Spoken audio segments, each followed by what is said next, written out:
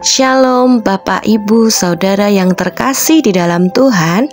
Hari ini kita akan merenungkan sebuah tema tentang mengasihi dan bergotong royong.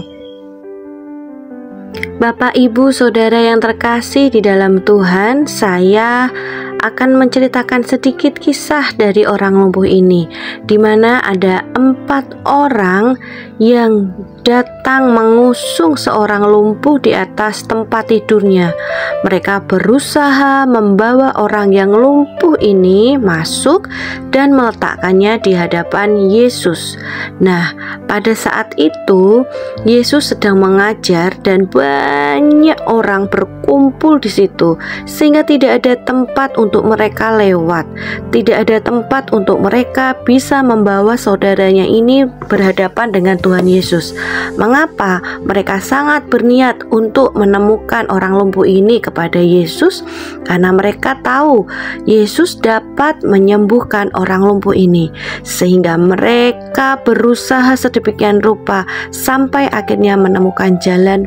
Mereka naik ke atap rumah, membongkar atap rumah, dan menurunkan orang lumpuh ini tepat di hadapan Tuhan Yesus. Nah, ketika Yesus melihat iman dari orang-orang yang mengangkat orang lumpuh ini, Yesus pun tergerak hatinya sehingga ia memberikan mujizat, mengampuni dosa, serta menyembuhkan orang lumpuh ini. Yesus berkata, "Kepadamu kukatakan, bangunlah, angkatlah tempat tidurmu, dan pulanglah ke rumahmu." Dan seketika itu juga bangunlah orang lumpuh ini di depan mereka. Lalu orang lumpuh ini pulang sambil memuliakan Tuhan.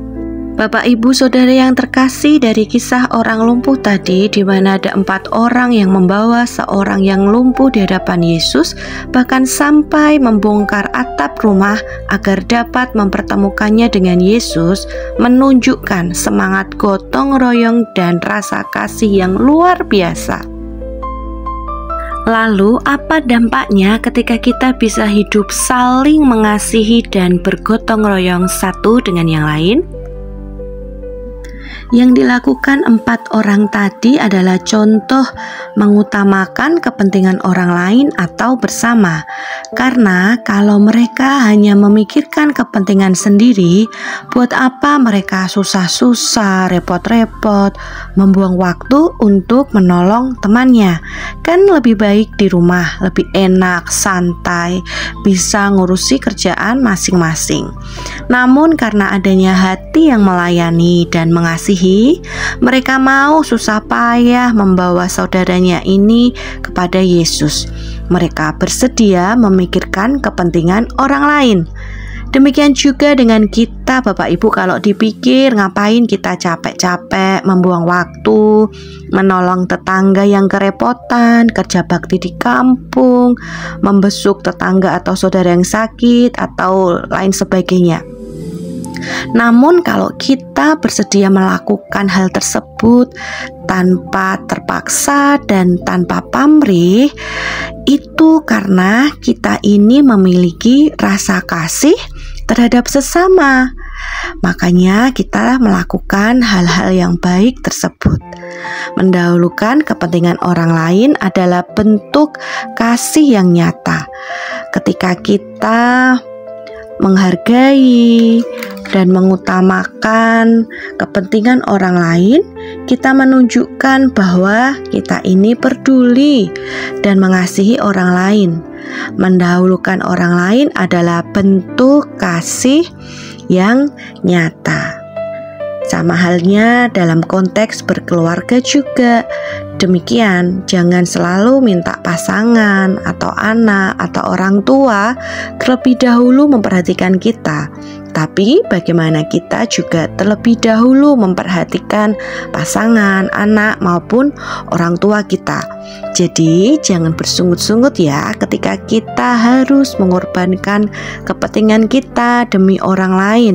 Tetapi lakukanlah dengan sukacita. Karena itu artinya kita memiliki kasih, serta kita dapat menjadi saluran berkat bagi orang lain. Jadi marilah kita terus memupuk rasa peduli kita kepada orang lain. Yang dilakukan 4 orang tadi niatnya bagus ya Bapak, Ibu, Saudara, yaitu menolong agar orang yang lumpuh tadi mengalami mujizat kesembuhan.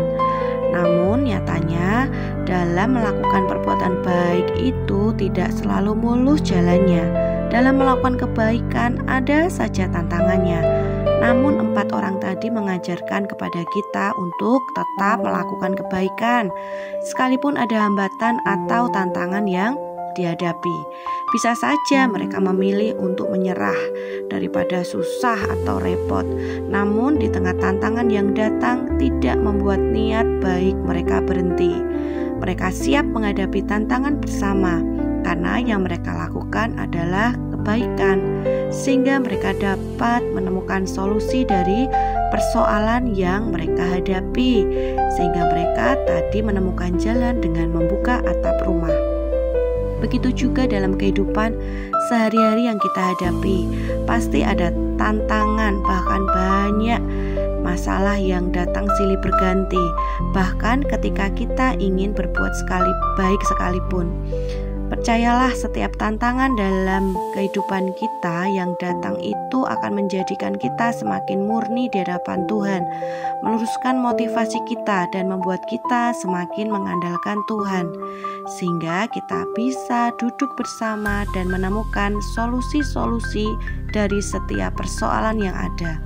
Masalah bukan menjadi penghambat, namun terkadang Tuhan pakai untuk meningkatkan kreativitas kita, usaha kita, kerja keras kita, pantang menyerah kita, bahkan rasa gotong royong kita, baik saat kita bermasyarakat maupun dalam berumah tangga.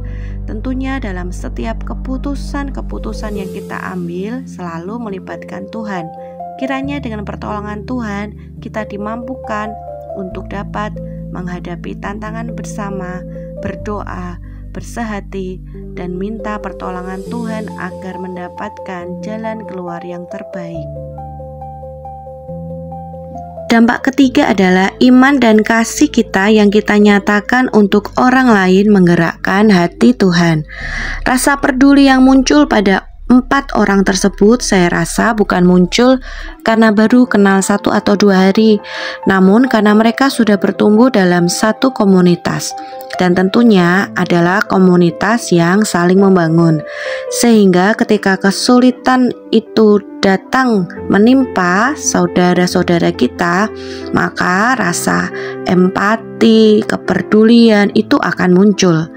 Komunitas yang terbangun baik juga akan menumbuhkan iman pada Tuhan.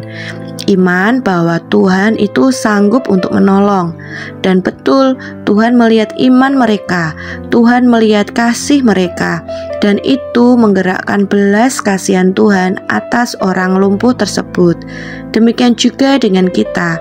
Mari kita memiliki komunitas yang baik, komunitas yang dapat menumbuhkan rasa gotong royong, komunitas yang dapat saling menopang, komunitas yang saling mendukung, komunitas yang saling menguatkan, komunitas yang baik yang dapat membangkitkan iman kita kepada Tuhan. Seperti firman Tuhan berkata, pergaulan yang buruk merusak kebiasaan yang baik, yang artinya kita harus bisa memilih komunitas yang dapat memberikan pengaruh yang baik untuk kita.